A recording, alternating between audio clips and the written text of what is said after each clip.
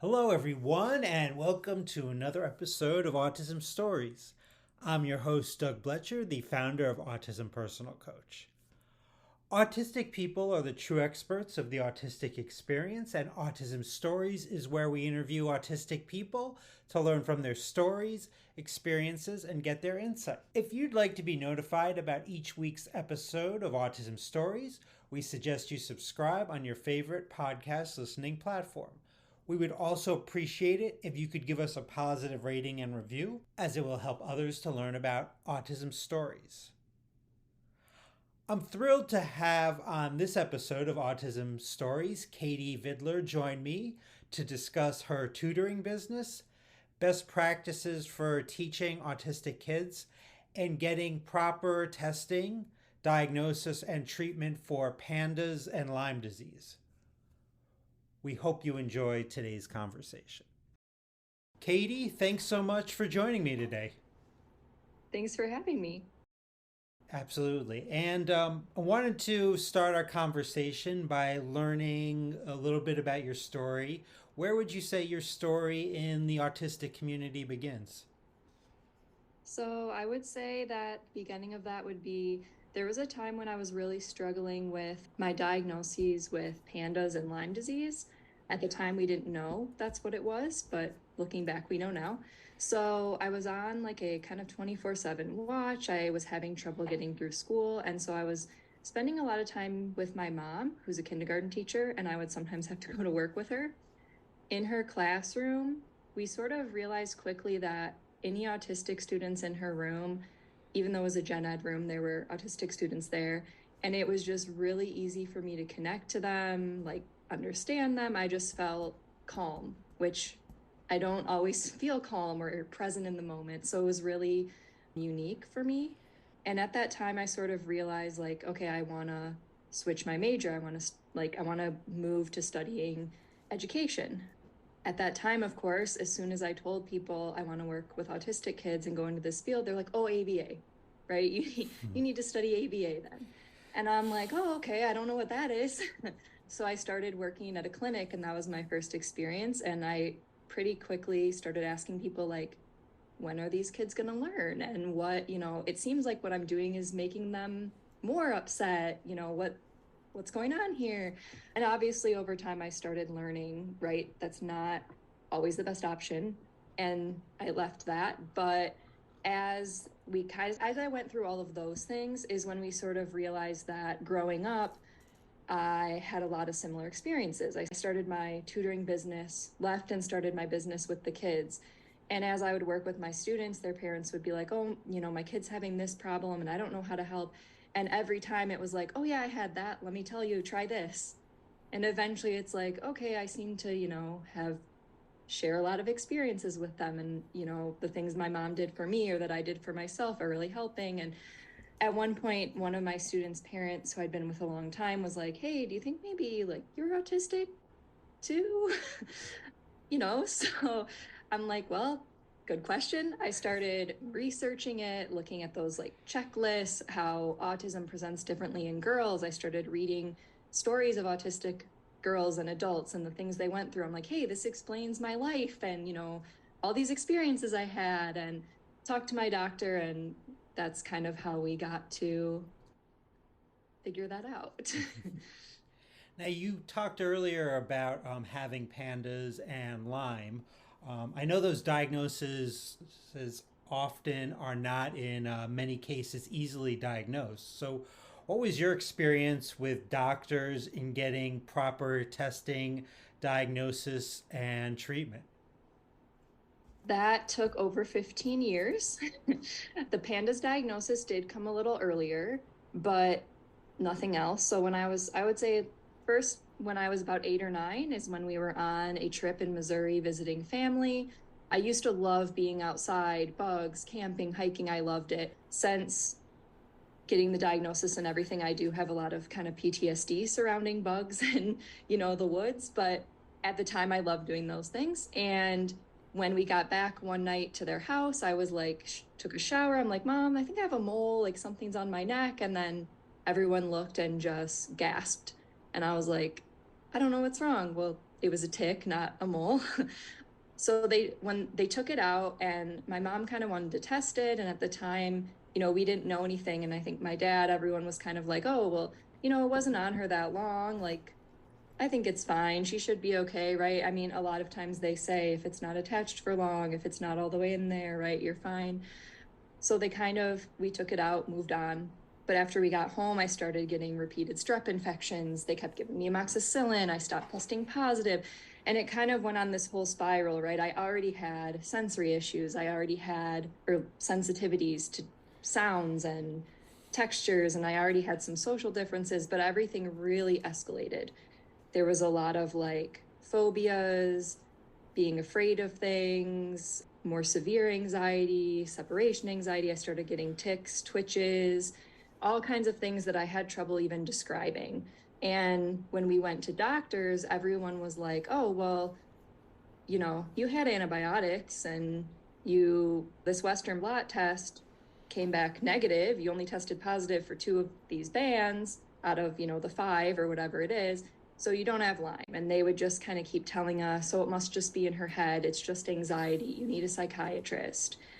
When I was about 10, a school psychologist from my mom's school did identify the pandas, and my doctors confirmed it, but no one really did anything. No one knew what to do.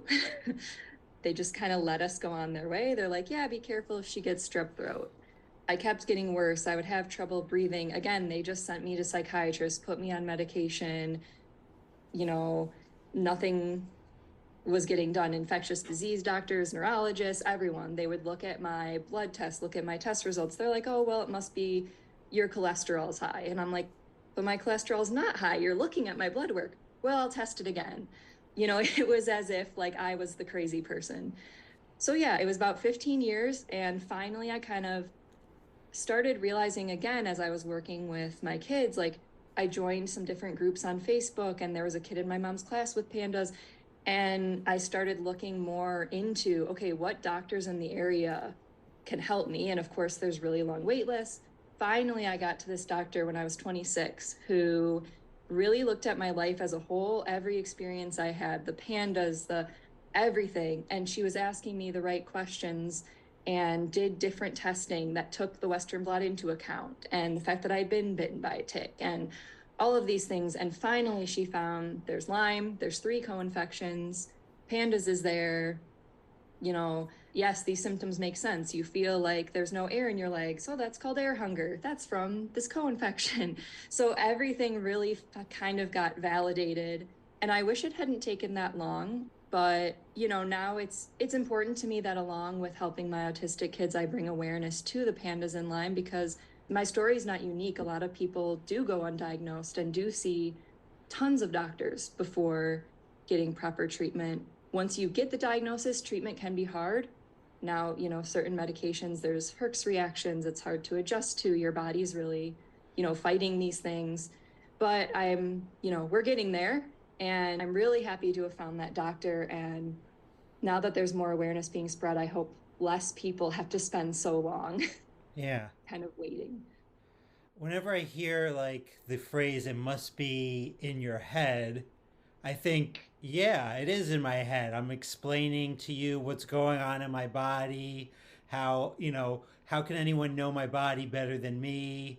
Those types of things. And I just wonder about doctors paying attention and listening to our lived experiences and how important that is in a process like this.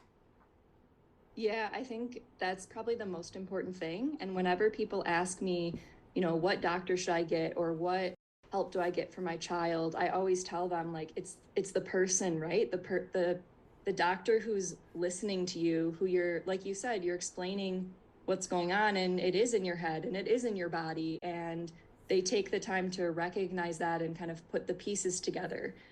I mean, that's like the most important thing you can find in a doctor. And I think a lot of doctors are following what they learned in school, and they maybe don't know. They're like, yeah, I learned about Lyme. You need to take this antibiotic for a week and you'll be fine. And, you need those people thinking outside of the box. Like you said, it is in my head because it's my thoughts, and it is in my head because those bacteria and illnesses are in there impacting my neurology. I mean, Yeah.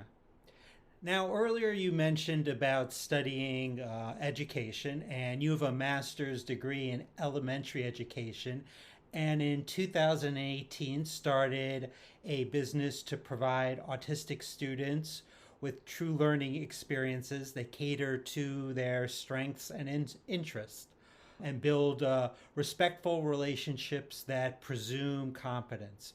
What are some ways in working with your students that you're showing them you presume their competence?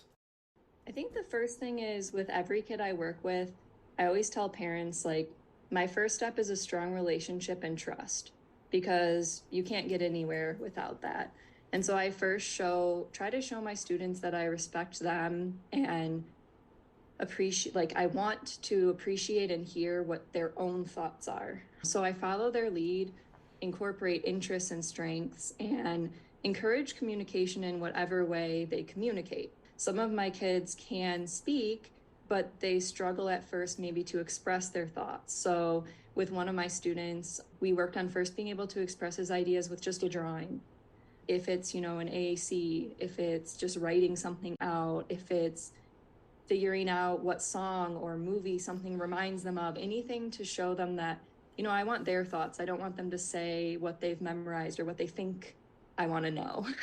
And just reminding them that I care about what they have to say. And also, I recognize that they do understand. They are having thoughts. Some of my first kids, the parents would say, oh, they're not comprehending and they can't write anything. And I know they won't be able to, go to high school. And I know this won't work. And it's like, well, they are comprehending, like they have thoughts going on up there. And I also had been selectively mute at one point, and I know how hard it is sometimes. I mean, even not being selectively mute, sometimes it's hard to get those thoughts out. And I'm having thoughts, and they're kind of just swirling around in my head, and I can't grab one and I can't get it out. So, kind of reminding them, like, I know you're not saying anything, but I know that you're thinking, and I know that you have ideas, and I'm okay waiting. Like, I can wait for you to share your idea.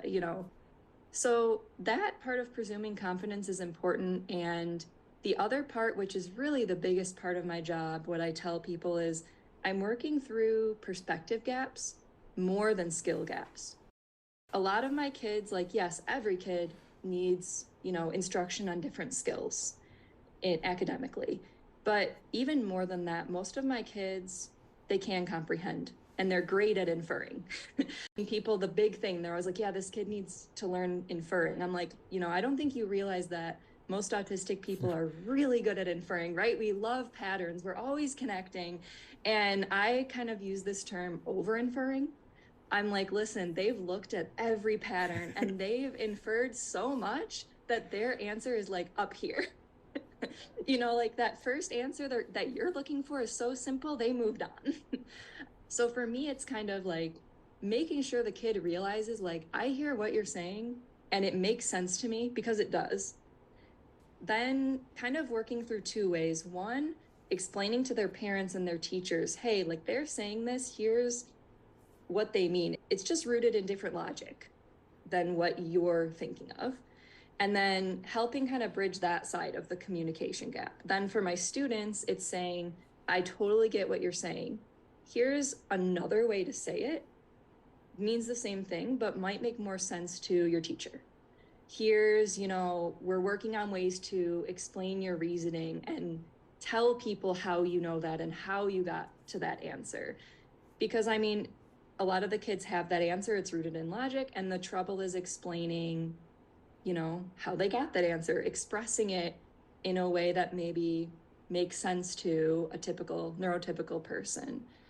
So I think those are like the biggest aspects of what I do and how I help my students through that. I have a ton of examples on, those perspectives gaps that I talk about a lot. Even like my students, again, they're inferring or their answers to a question that are correct and honestly sometimes make more sense than to me than what the other person's saying. But lack of clarity in a direction is another downfall I see. Like teachers think that what they're saying is a clear direction. But like you're leaving too much open for, a different perspective. One of my students, he turned in this writing for English and his mom's like, I don't know what's wrong. Like, this doesn't make sense. He totally left out all these pieces. What's going on? Did he not understand those parts? What's going on here? So I looked at the directions and it said, summarize the central point of the article. And he summarized the middle. And, through questioning him, I'm like, hey, what part did you summarize? What is the central? He's like, I summarized the central part. It's like, it makes sense. I mean, when we read a story once about Coco the gorilla, who had been taught sign language to communicate, and she had told the researchers, like, I want to be a mom, I want to take care of things, I want, a baby, and she couldn't have a baby. They would give her kittens, dolls, and she loved them and was so caring. And at one point in the story, like, all interwoven throughout, they had taught another gorilla to sign, a younger gorilla, and he had met Coco, and they didn't really get along. And I had asked him a question, do you think Coco would be a good mom? Why or why not? And of course, everyone's thought is, of course she would. She wanted to be a mom. She took care of those dolls. She was so caring. And he was like, no, I don't think so. And, his mom's like, what's wrong with him? Like, is he missing empathy? Is he whatever? And I'm like, let me ask him some more questions because I think I know where he's coming from. And it's like, hey, I saw this gorilla and she loved these dolls and she loved these pets. Then you gave her a gorilla. They didn't really get along. So I asked him, would she be a good owner of a pet? Yep, she would be great. She would really take care of her pets. Would she be a good mom to a gorilla? Nope. So it's just a different organization, right? Like, those are still facts and logical from the story. And it doesn't mean he's wrong. But when he couldn't explain his reasoning, of course, people aren't taking the time to think into it. We as humans, we just like to fill in the gaps, don't we? Mm-hmm. Yeah. Now, I read that an important part of your teaching is modeling language for your students, especially Gestalt language processors. How do you Mm-hmm. change the way you model language for students that might learn in chunks instead of one word at a time? Yeah, so I think one of the things I do for any intake for any student I work with is I ask parents about their favorite shows, movies, books, things like that they may see a lot or like to watch. And if I haven't seen it already, I watch it. If I get the chance, I watch with my students, like when they're on their iPad playing games, whatever, I watch with them. That's one of the best ways to know where some gestalts or scripts may be coming from. Some of my kids, as they get older, I'm able to say to them, oh, what's that from? Or what are you thinking about? And they can tell me. But again, not always. So some of the ways I incorporate that and support that is, of course, responding to it as language and communication, because it is. I might continue, if I hear the script and I know where it's from, I might say like the next part of that scene and kind of keep going with them because they're recognizing I know what they're talking about. If it's kind of more of like an unintelligible string with that intonation, but I know they're saying something, I might repeat the part I did hear to try and get them to kind of fill in the blank. And all of those aspects of it are needed for a lot of ways. In comprehension work, when we first start, I'm going to use episodes of things that they like and characters they know in a story, and I might include those gestalts in it. It gives them that strong, connection and background knowledge that they need to visualize the story. I also use it situationally. So some of my kids, if I know there's a song they really like, as they're moving into like the next stage of language development, I sub words in. One of my kids, there's a Scratch Garden song, and it's about going to the beach, and they say like, don't forget your beach ball, don't forget your sunscreen. So every time we would go somewhere, he would forget to put on his seatbelt, and so I kept going, don't forget your seatbelt.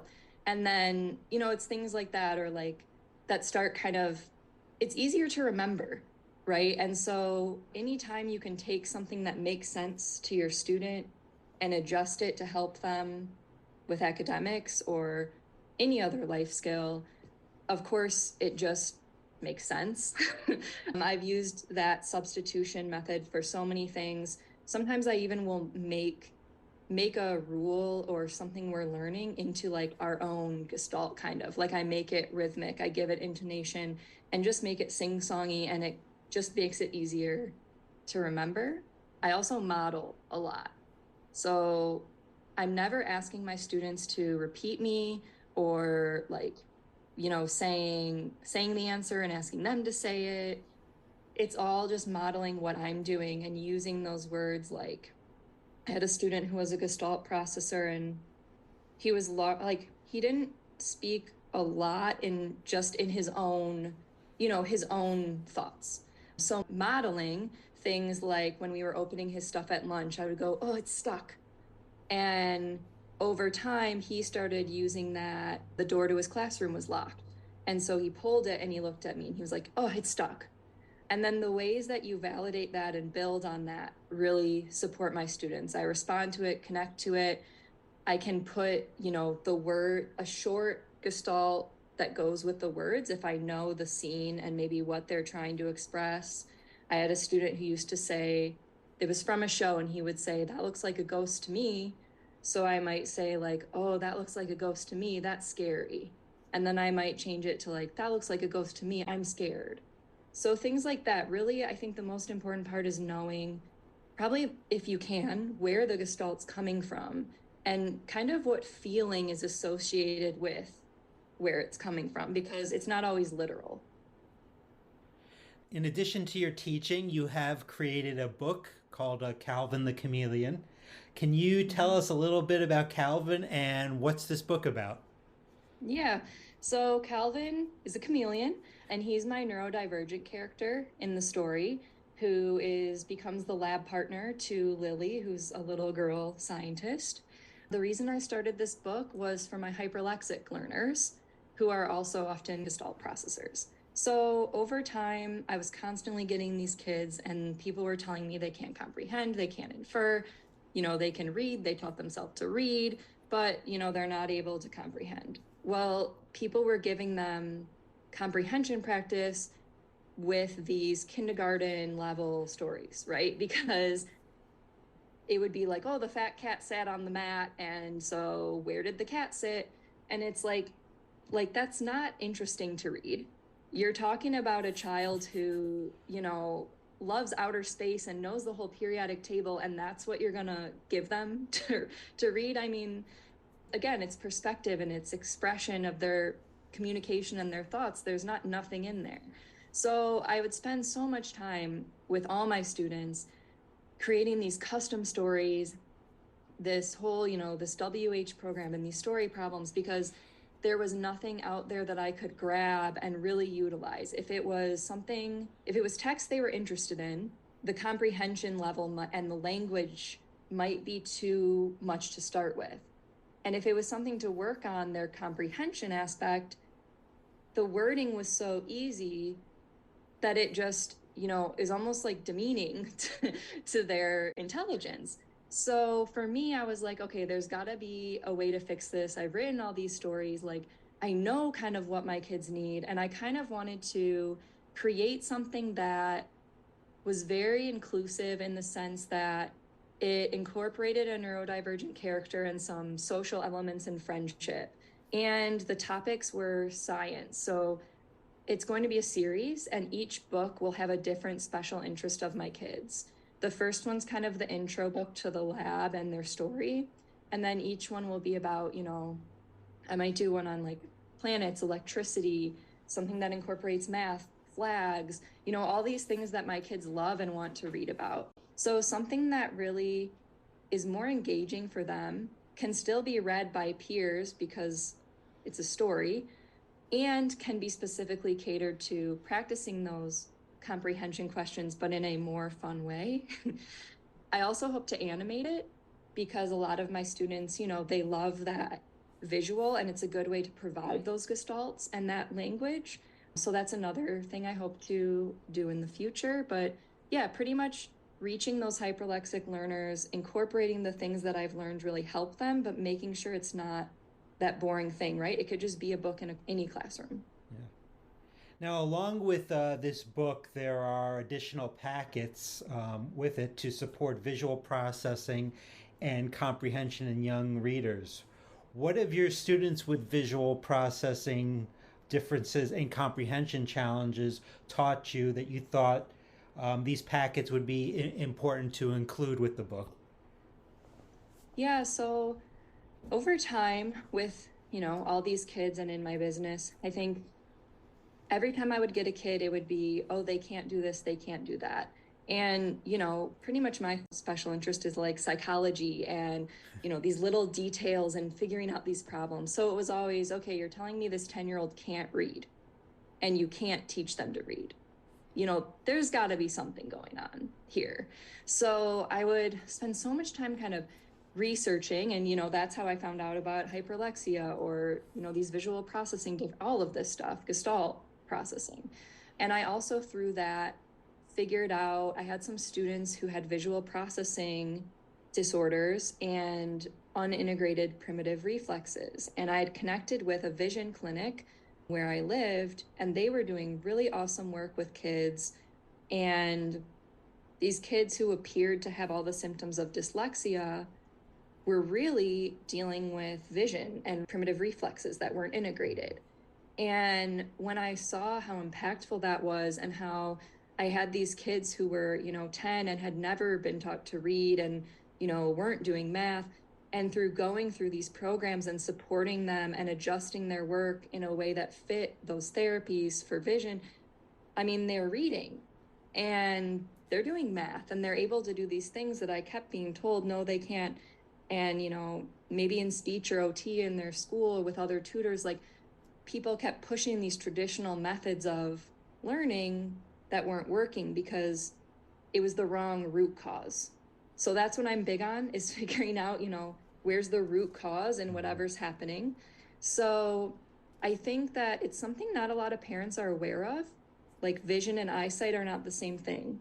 Eyesight is kind of like what it's like the basic testing you're getting. The vision and visual processing is more how the information is coming in and being processed, in your brain. These primitive reflexes are, if you think about a baby sucking their thumb, and those things move on and other more complex movements and systems take over. So if those things aren't in place, there's added stress to that child's system and it impacts their academics in such a big way.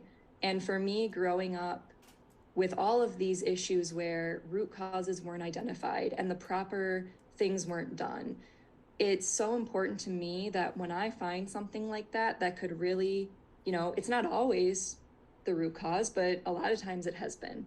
And for me, making those vision packets is for me promoting that like awareness to parents, bringing that attention to it. And the comprehension packs, again, what I do, I can't take a lot of kids at one time. It's a lot of customization and research and, it's a lot. Everything I make for one kid is completely different than my other kids.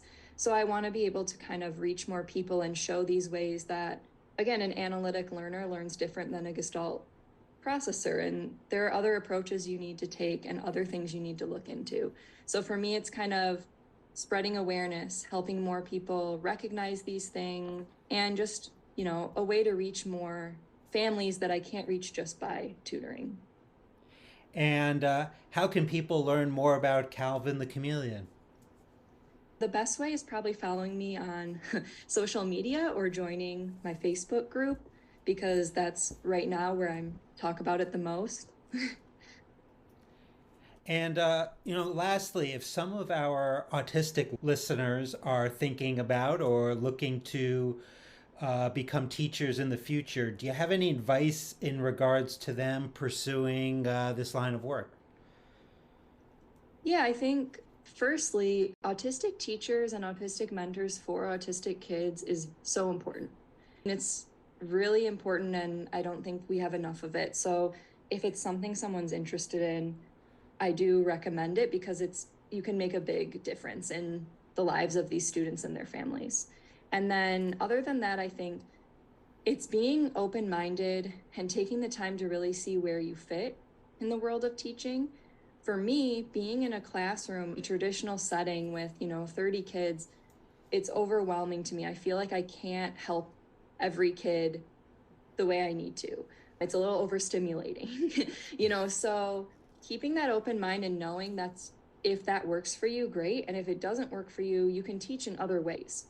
Find your niche within that. So, like, I mean, you could start a tutoring business, you could run an after school club for special interests, or, whatever it is that you like that I'm sure a lot of other autistic kids are interested in.